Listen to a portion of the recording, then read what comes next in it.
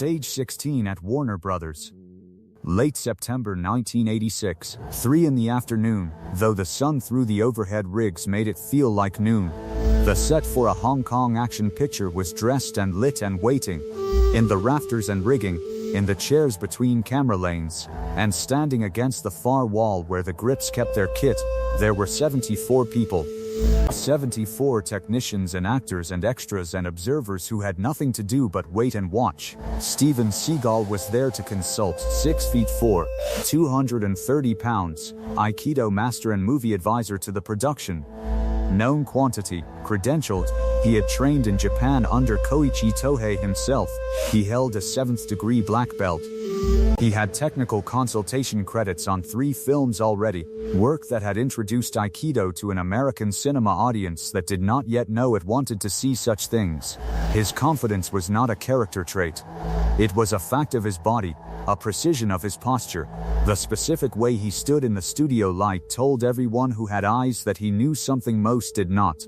Chuck Norris was on set that day as a guest, a cameo appearance in the final fight sequence. 62 years old, 5'9", 170 pounds, though the way he carried weight had changed with the decades. He wore a gray t-shirt, worn loose. His jeans showed the fading and fraying of real fabric, not costume. His shoes were street shoes, ordinary and scuffed. He sat in an equipment chair near the script supervisor's station, 3rd from the wall, cap pulled low. No one was paying attention to him. Why would they? He was between scenes, waiting like everyone else. The promise lived in what was about to unfold in the next 5 minutes, not in the mechanics of what would happen, but in what it would mean.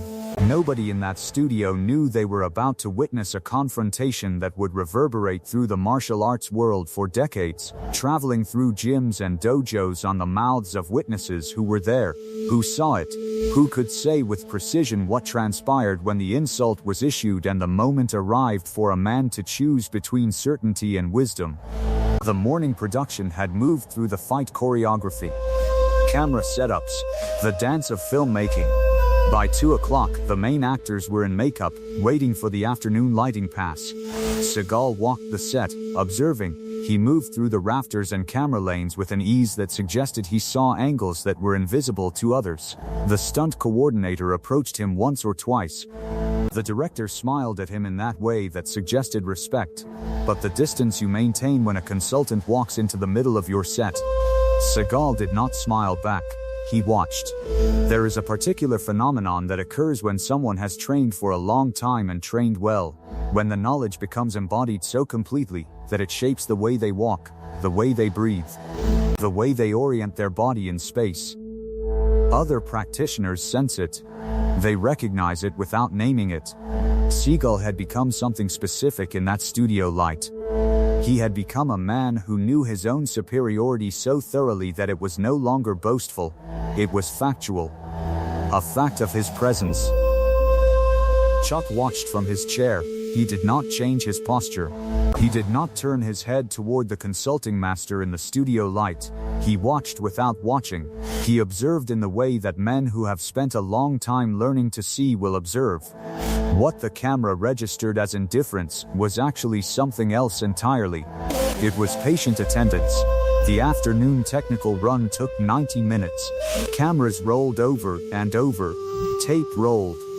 The actors hit their marks. The choreography played out in repetition, looking different each time under the shifting light. Seagal called out suggestions, minor adjustments. His voice was quiet, but it carried. The director listened. The stunt coordinator made notes. By 4 o'clock, everyone on that stage knew that Seagal's opinion was the opinion that mattered. Everyone except the man in the gray t-shirt, 3rd from the wall.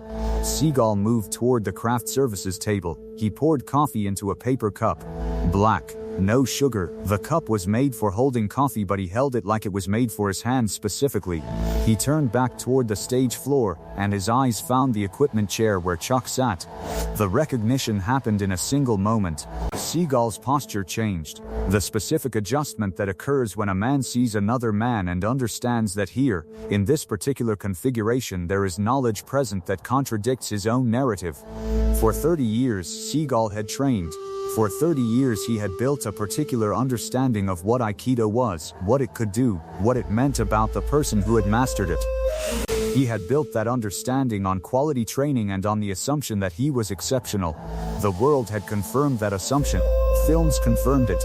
Magazines confirmed it. The technical staff on this soundstage confirmed it. And now, in the late afternoon light at Warner Brothers, in front of 74 people, he was looking at a man whose reputation suggested that assumption might not be as solid as he had constructed it. He did not smile. He set the coffee down on a nearby bar stool. He walked toward the equipment chairs. Chuck did not stand, did not shift, did not acknowledge the approach until Seagal had closed the distance to 6 feet. "You know who I am?" Seagal did not ask. It was a statement, a claim. Chuck turned his head slightly. "I know your films." His voice was low, not soft. Low, there was a distinction. "I trained in Japan. Kohei Tohei. 7th degree." Seagal paused. The pause was meant to register the weight of that credential. "Your karate. It is not the same thing. Aikido is the art of adapting to the opponent's energy, using what they give you." Most people do not understand that. Most people do not have the training. The specific silence that descended on that stage was the silence of 74 people who had stopped pretending they were not watching. The grips had stopped moving cable. The camera operators had stopped adjusting lenses. The script supervisor had stopped writing notes. The stage had become something else. It had become an arena. Chuck stood. He stood without hurry. He set his cap on the chair behind him, and the action of setting the cap was not casual. It was deliberate. Ritual, the folding of preparation. His jeans and gray shirt suddenly looked less like street clothes, and more like the uniform of a man who had spent 6 decades in training halls where the only thing that mattered was what you could do at speed. Aikido is useful. Chuck's voice had not changed in volume or timbre, but adapting to an opponent's energy requires first that you see the opponent's energy, that you know where it is moving, that you understand distance. He paused. That knowledge is expensive to acquire. Seagal's breathing changed, not dramatically. A man in the audience watching for it might have missed it, but the stunt coordinator did not miss it. The camera operator who had been in the industry for 20 years did not miss it. The specific tightening at the shoulders that indicates the moment when absolute certainty has encountered something that contradicts it. "You are older than me." Seagal said it as if age was a mathematical fact that could be stated as proof of something. "You have been doing this longer. But you are older. And Aikido is a young man's art. It requires a young man's reflexes, a young man's speed. It requires a young man's certainty." Chuck smiled. The smile was not cruel, it was factual. That is the difference. What you call reflexes I call understanding. What you call speed, I call economy. And what you call Aikido, I call a very good system taught to a man who has not yet understood what systems are for. The recognition wave moved through the crew in that moment. It started at the back of the stage, where the senior grip who had been in the picture business for 40 years felt it in his chest. It moved to the script supervisor, a woman who had worked on enough action pictures to know the precise vibration that indicates something real is about to occur. It moved through the camera department, through the lighting crew, through the actors waiting in wardrobe. Like a current moving across water, like recognition of something that has been present all along and suddenly has a name. Seagal took a step forward. The step was not aggressive. It was the step a man takes when he has decided to prove something. Let us find out. All right. Chuck did not move. He did not assume a fighting stance. He simply stood, the way he had been standing, and waited. At the 35% mark of that afternoon's unfolding, which would come to be the moment encoded at 35% into the structure of this narrative, the stunt coordinator moved to the side of the stage and initiated a comment into the walkie-talkie. By the time Seagal had moved his first 3 feet across the studio floor toward Chuck, the head of production had been notified.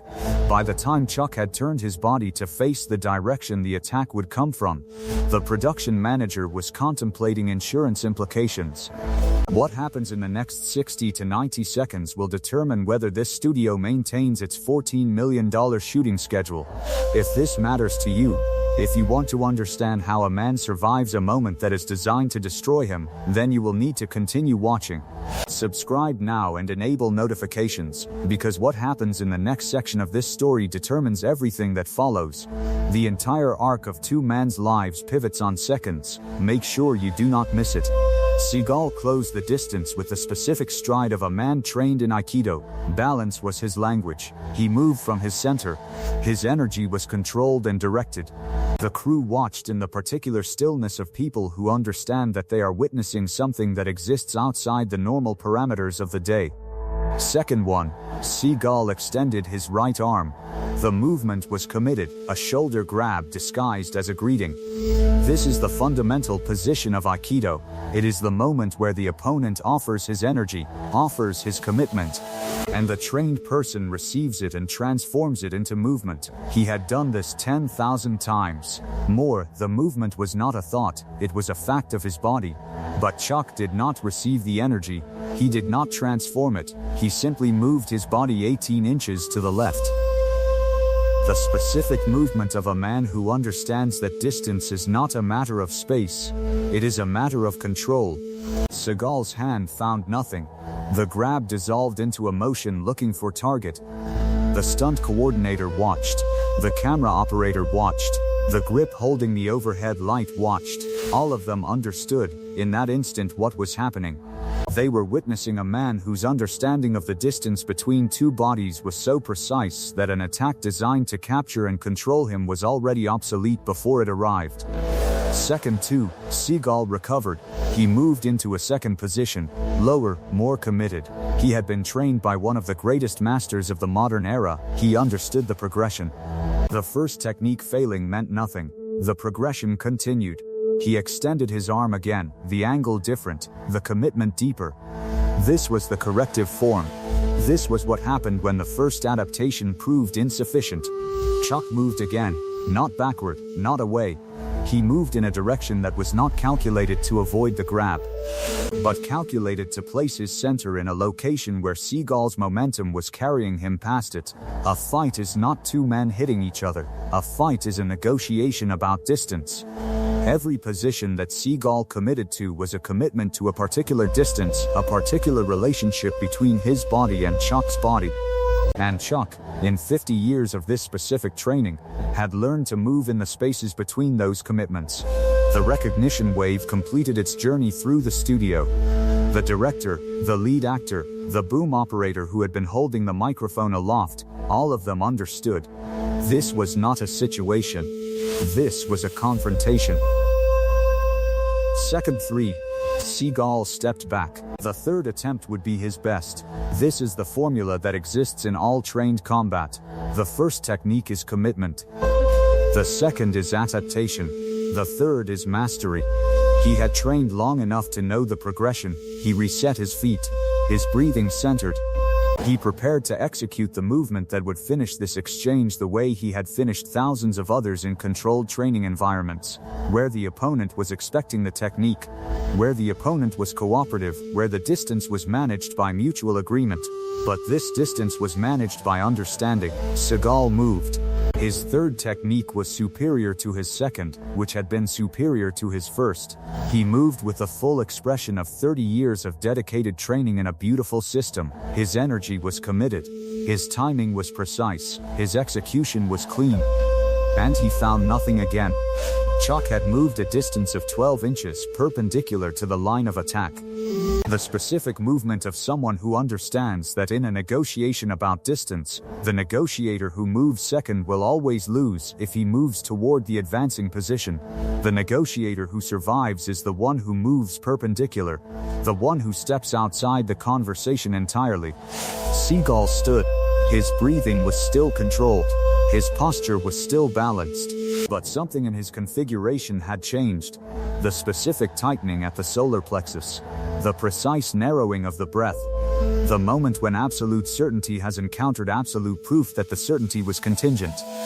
Chuck's hands were still at his sides. He had thrown nothing. He had struck nothing.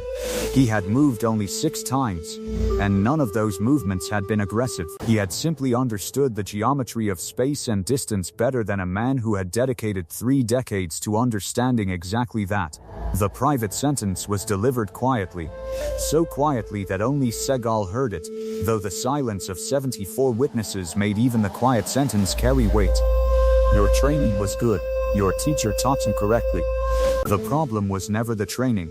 The problem is the difference between learning a system and learning to see. Seagal stood in the specific posture of a man confronted with the boundaries of his own knowledge. He could fight. He could commit further.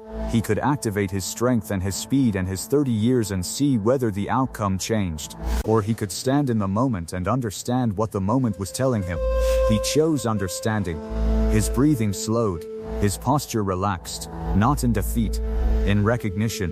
He extended his hand, and there was no technique in the gesture, no hidden application waiting to reverse when Chuck responded. It was simply a hand extended from a man who had come to a fork in the road and selected the path that required more courage than the other. I have been arrogant. His voice was not the voice that had issued the challenge. It was smaller, more honest. I was certain of my knowledge, and I made that certainty into identity. That was my error, not yours. Chuck extended his hand and met the gesture. The best of our arts teach the same thing. We simply learn different languages to say it. You learned a true language. You simply need to remember that the language and the speaker are different things. The crew stood in silence. The moment moved from confrontation into something else. The stage light continued to fall on the floor, indifferent to what had just happened. The coffee cup Seagal had set down on the bar stool sat cooling. The cap Chuck had removed from his head sat on the equipment chair, waiting. These objects would outlast the memory of this moment. But not by much. The stunt coordinator approached first. He placed his hand on Chuck's shoulder, a confirmation of presence. A witness bearing his weight to the fact that Chuck was real. That this had occurred. The camera operator followed, then the script supervisor, then the grips. One by one, the 74 people in that studio came to the understanding that they had been given something. They had been given the experience of watching the difference between technique and understanding. They had been given a private masterclass in what happened when certainty met wisdom. Seagal stayed on the set for another hour. He sat in a chair near the script supervisor's station and watched the remaining camera passes. He watched without comment. He watched with the specific attention of a man learning a different kind of language. The story moved out from that stage into the martial arts world. It moved through Aikido dojos and karate studios. It moved on the mouths of the people who had been there, who could say precisely what had happened, who could describe the 3 techniques that had failed, and the distance control that had prevented them from landing. It moved through film industry circles. It became the kind of story that is repeated and retold and gains details in the retelling. 15 years later, someone would claim that Seagal had been thrown across the stage. That was false. 20 years later, someone would claim that Chuck had struck him 7 times before walking away. That was also false. But the core of the story survived the mutations. The core was that a man with absolute certainty had encountered a man with absolute understanding. And the understanding had not required violence to prove itself. Seagal never spoke about the moment publicly, but he changed the way he taught after that afternoon. He opened his classes with a statement that his teachers had taught him. He explained that Aikido was not about defeating an opponent. It was about understanding the negotiation between 2 bodies. He invited students who studied other arts to train with him. He became known toward the end of his life for a humility that had not been present before. The specific humility that comes from learning that knowledge is not the same thing as wisdom. The lesson that moves through time from that afternoon in September is not a lesson about martial arts. Seagal was correct that he had trained long and trained well. He was correct that Aikido was a legitimate system. He was correct about many things. What he was not correct about was the assumption that training in a system made him superior, to everyone who had trained differently. The specific arrogance is the belief that the language you have learned is the only true language. But the world speaks in many languages. What matters is not which language you speak. What matters is whether you speak with understanding or merely with the fluency of repetition. Next week we will consider the moment when a karate champion from the American Southeast challenged Chuck Norris in a gymnasium in Atlanta and discovered that the distance between styles is not the distance between bodies.